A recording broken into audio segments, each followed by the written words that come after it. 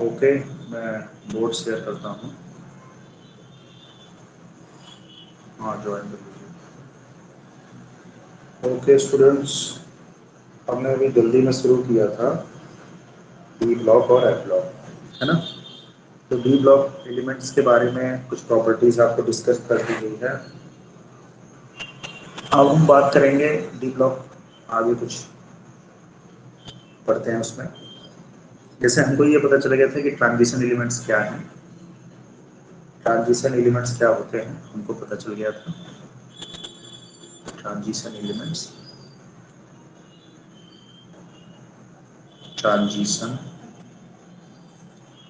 Elements,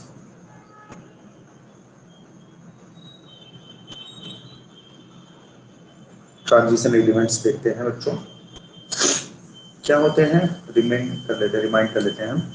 those elements which have partially field D orbital, those elements, those elements which have partially filled, which have partially filled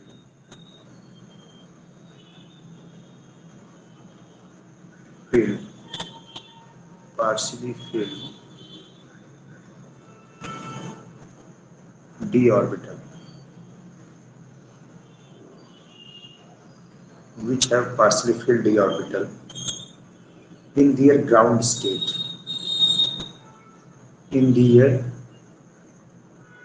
ground state, partially filled d orbital in their ground state is called transition element, is called transition elements, transition element. उसे transition element कहते हैं जिसमें क्या हो कि D orbitals partially field हों। D orbitals जैसे कि आपने एग्जांपल देखा होगा कि डी में कितने होते हैं, मैंने आपको प्रीवियस में बताया भी है। डी ऑर्बिटल्स है, डी ऑर्बिटल्स है बच्चों, डी ऑर्बिटल में कितने होते हैं ऑर्बिटल, 5 ना। डी में कितने ऑर्बिटल होते हैं, 5, 1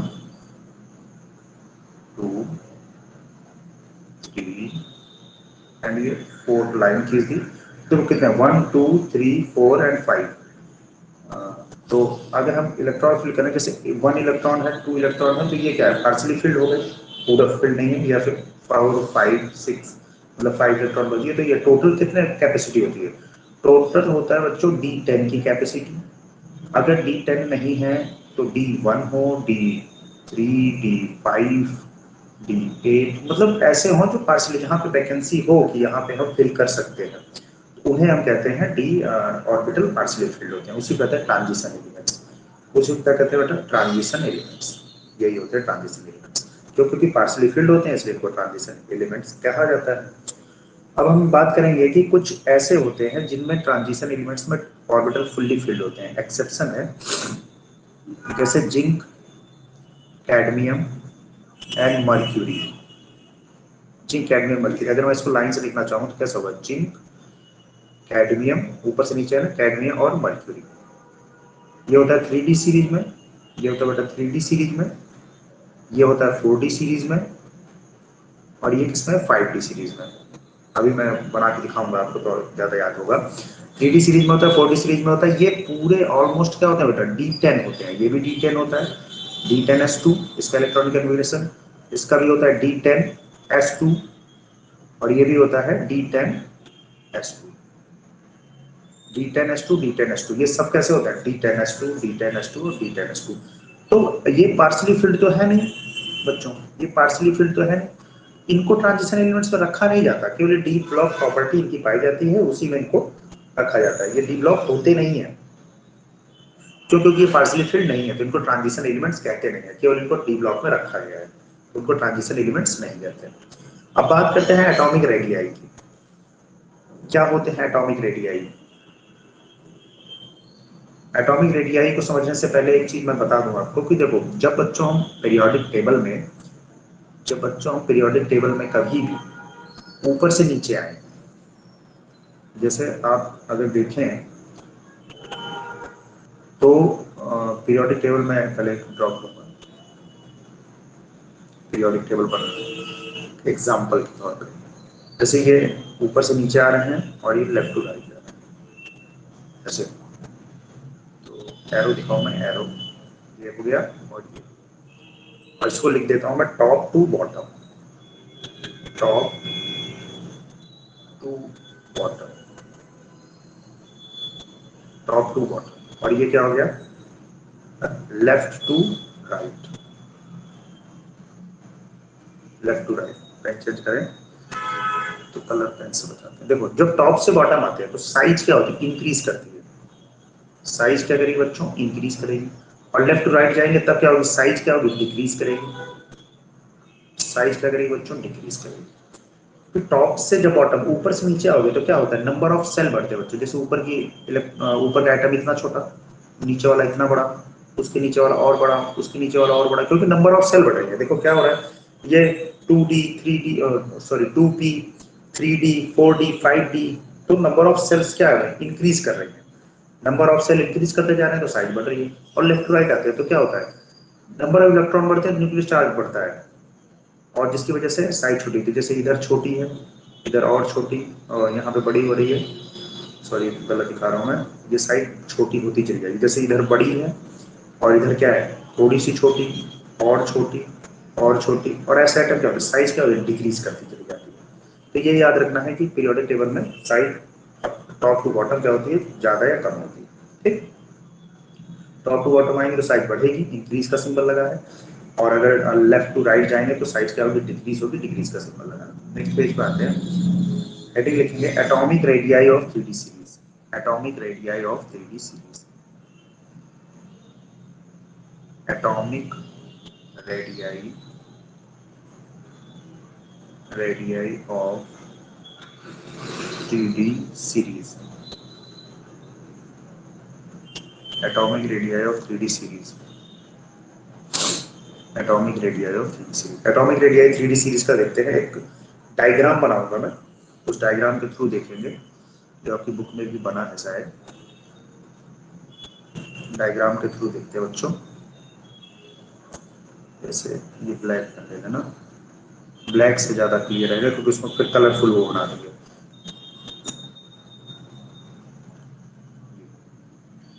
ये जैसे मैंने बनाया है ग्राफ,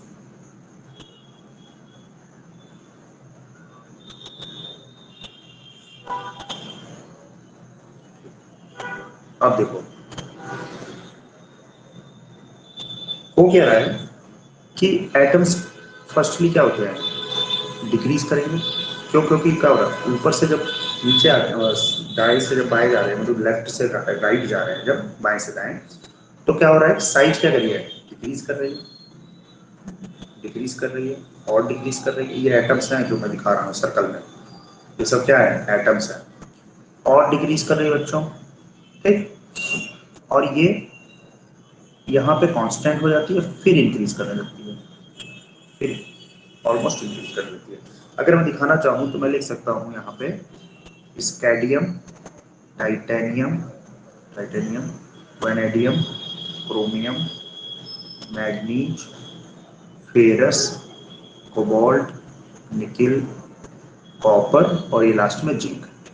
तो देखेंगे कि जैसे ही हम लेफ्ट टू राइट जा रहे हैं, लेफ्ट से राइट जा रहे हैं बच्चों, जैसे ही हम लेफ्ट से राइट जा रहे हैं, आप नोटिस करें, जैसे ही लेफ्ट से राइट जा रहे हैं तो क्या हो रहा है, साइज क्या हो रही है, धीरे धीरे ऐसे घटती जा रही है, फिर क्या हो रही है, ऐसे इंक्रीज हो रही है। लेकिन अगर ओवरऑल देखोगे, ओवरऑल देखोगे तो क्या हो रहा है, ओवरऑल तो डिक्रीज ही कर रही है ना।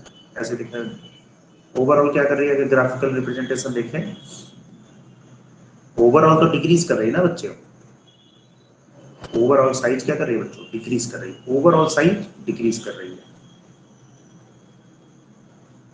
एक बार शुरू में क्या करती है, इंक्रीज करती है, शुरू में डिक्रीज करती हुई यहाँ पे कांस्टेंट हो जाती है, यहाँ पे कांस्टेंट हो जाती है, और फिर क्या करें, इंक्रीज करें। लेकिन अगर हम ओवरऑल वैल्यू देखें तो ओवरऑल वैल्यू क्या हो रही है, डिक्रीज कर रही है, ओवरऑल वैल्यू डिक्रीज कर रही है। इसी को कहते हैं हम साइज का, एटॉमिक रेडियाई क्या होती है, जब हम टॉप लेफ्ट टू राइट जाते हैं तो एटॉमिक रेडियाई धीरे धीरे डिक्रीज करती है। तो इसी को एटॉमिक रेडियाई के थ्रू हम 3D में पढ़ते हैं। और अगर मैं ऊपर से बात करूंगा तो ये तो क्लियर है कि अगर ऊपर से तुम नीचे आओगे तो साइज क्या होगी, बढ़ेगी। बस ये पीरियोडिक ट्रेंड देखा जाता है कि कैसे ये पीरियड्स यहाँ से वहाँ ऐसे मूव करते हुए दिख रहे हैं हमको। तो सबसे पहले क्या हुआ, इंस्टेंट डिक्रीज करेगी, फिर बीच में थोड़ी कांस्टेंट हो जाती है कोबाल्ट निकल के आसपास, फिर कॉपर और जिंक से बढ़ने लगती है। और ऐसा क्यों होता है कॉपर जिंक से बढ़ने लगती है, बेटा कॉपर और जिंक में बहुत ज्यादा इलेक्ट्रॉन हो जाते हैं। यह ऐसे हम एक सिंपल सा अगर लिखना चाहें तो यहाँ लिख सकते हैं। अगर मैं आपको लिख के दिखाऊंगा यहाँ तो हम लिख सकते हैं कि आफ्टर कोबाल्ट, ऐसे लिखें आफ्टर, आफ्टर कोबाल्ट, शुरू से लिख देते ना ये लाइन एटॉमिक की। Firstly left to right in periodic table, in periodic table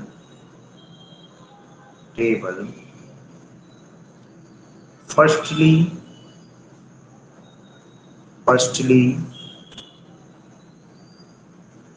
radius, firstly atomic size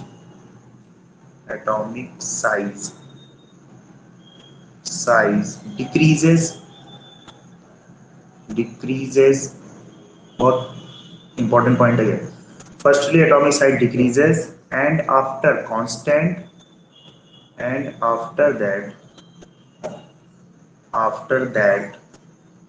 constant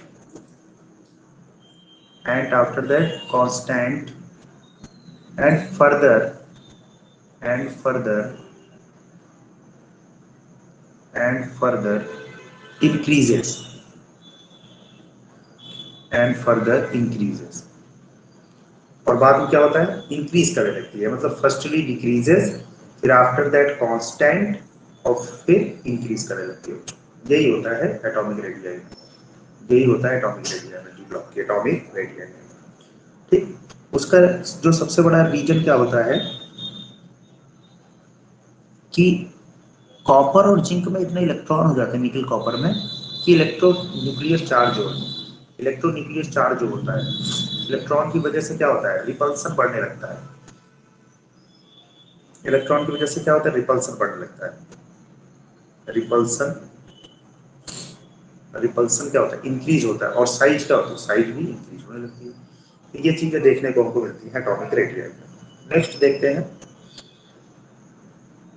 next property इसकी है बच्चों मैग्नेटिक प्रॉपर्टीज। नेक्स्ट प्रॉपर्टी है magnetic properties, magnetic properties, properties magnetic properties लिखते हैं क्या है। नेक्स्ट है मैग्नेटिक प्रॉपर्टीज। क्या होती है मैग्नेटिक प्रॉपर्टीज, ऐसी इलेक्ट्रॉन, ऐसे ऑर्बिटल्स या ऐसे डी ऑर्बिटल्स जिनमें सिंगल इलेक्ट्रॉन पाए जाते हैं, जिनमें सिंगल इलेक्ट्रॉन पाए जाते हैं तो उनमें क्या होता है, मैग्नेटिक मूवमेंट डेवलप। ऐसे इलेक्ट्रॉन जिनमें सिंगल ऑर्बिटल पाए जाते हैं, सिंगल इलेक्ट्रॉन पाए जाते हैं, उनमें मैग्नेटिक मूवमेंट डेवलप होता है, जिसके थ्रू हम बता सकते हैं कि इसमें मैग्नेटिक प्रॉपर्टी है कि नहीं। इसको अगर हम लिखना चाहें तो लिख सकते हैं,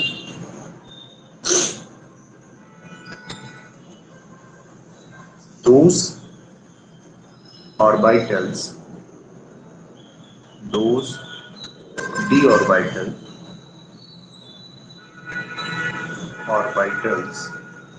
which have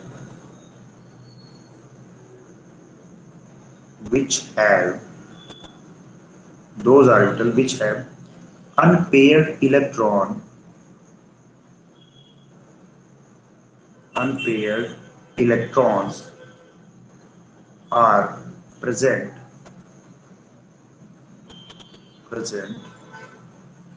they shows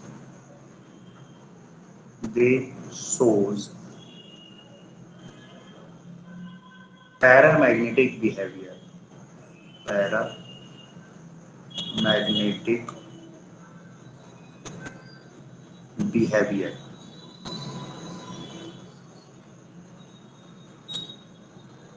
They shows paramagnetic behavior।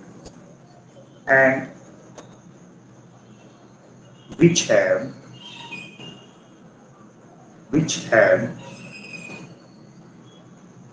paired electron which have paired electron are present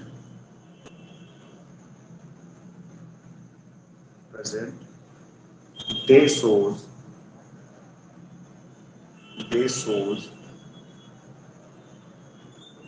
diamagnetic behavior.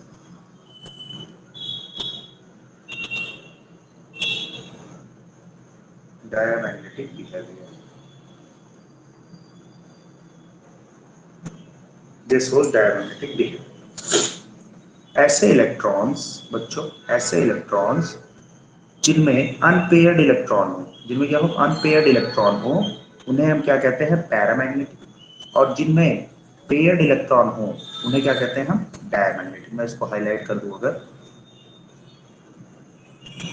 जिनमें अनपेयर्ड इलेक्ट्रॉन हो उन्हें कहते हैं हम पैरामैग्नेटिक, और जिनमें पेयर्ड इलेक्ट्रॉन होते हैं उन्हें कहते हैं बेटा डायमैग्नेटिक। ये बात याद रखो, जिनमें पेयर्ड इलेक्ट्रॉन उन्हें डायमैग्नेटिक, जिनमें अनपेयर्ड इलेक्ट्रॉन उन्हें पैरामैग्नेटिक। जैसे एग्जांपल देखें हम, अगर एग्जांपल के लिए जैसे मैं आपको बता दूं, स्टार्ट करते हैं। जैसे D1 है, कोई सेल है D1, अगर मैं बनाऊं इसको 1 2 3 4, इसमें क्या है, 1 इलेक्ट्रॉन हो, क्यों 1 इलेक्ट्रॉन तो सिंगल है, तो ये कैसा है, पैरामैग्नेटिक। ये है बेटा पैरामैग्नेटिक।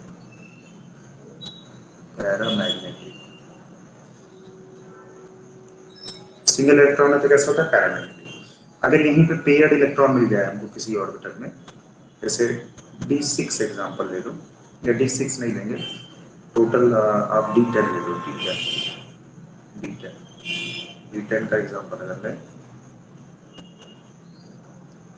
1 D10 लेते हैं, फिल करते हैं 1 2 3 4 5 6 8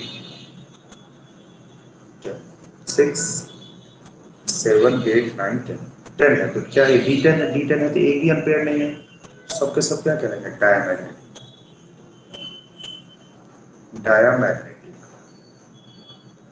सब क्या होगा बेटा, डायमैग्नेटिक, है ना। पेयर्ड इलेक्ट्रॉन होंगे तो उसे पैरामैग्नेटिक कहेंगे, और डबल इलेक्ट्रॉन होंगे तो उसे डायमैग्नेटिक कहेंगे। इसको एक फार्मूले के थ्रू कैलकुलेट करते हैं, इसको कहते हैं मैग्नेटिक मूवमेंट या मैग्नेटिक कैरेक्टर या मैग्नेटिक मूवमेंट के नाम से। तो फार्मूला होता है मैग्नेटिक मूवमेंट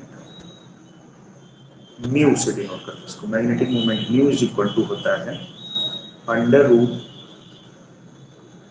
एन प्लस, क्या होता है, under root n plus 2, where n is equal to होता है अनपेयर्ड इलेक्ट्रॉन।